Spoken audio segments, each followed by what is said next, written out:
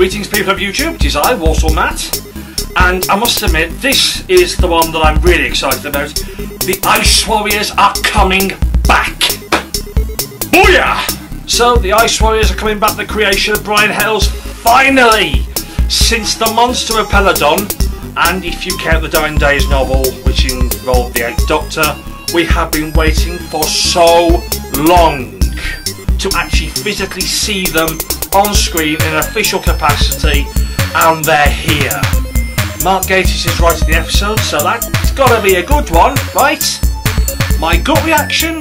Do not worry about it. Okay, maybe we haven't had the realisations of old monsters that we've really wanted in the past.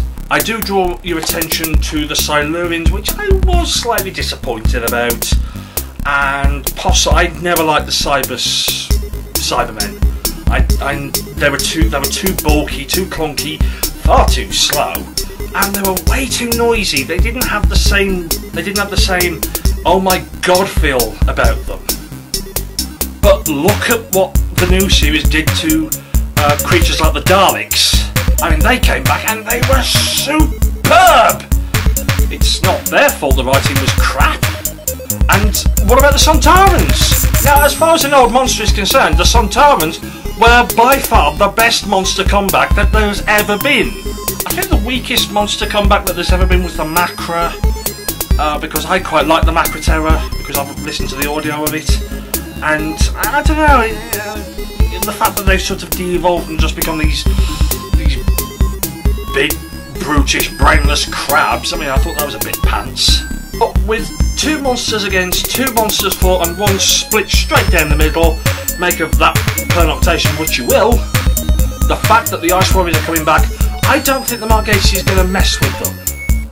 I would really desperately hope that we've got the big bulky fellas, or we've got the slender Ice Lords, and you know, they just keep it. They just sort of update the look, maybe, you know, maybe make them battle armoured, because they're warriors, yeah, a bit like the Sontarans. Update the armour, make them look as if they could really do somebody some damage.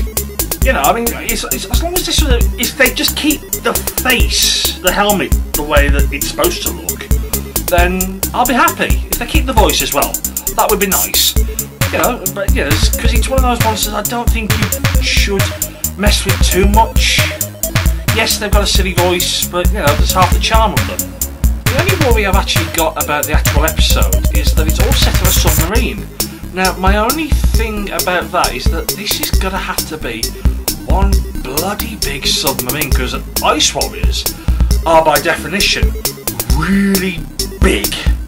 I mean, we are talking 6'9", 7 foot tall, built. I mean, if anybody knows how big I am, I'm 6'2" and, you know, 50 across. That's pretty big. You know, and these guys are supposed to be, these guys are bigger than I am. So, you know, this is going to have to be a really big submarine, unless we do actually have the Ice Lords, who were the slender fellas. But, you know, we won't know that until the previews start coming out and they've released pictures and things like that. So basically, this is just me getting excited for the return of probably one of my favourite classic Doctor Who monsters. I hope they do them justice, I hope they treat them well. But this is the 50th anniversary, so I don't think they're going to mess with much. I hope not. I'm hoping that Gatiss and Moffat they're actually going to try and play it safe with this one. I'm walsallmatt. Find me on YouTube, Facebook, Tumblr and Twitter.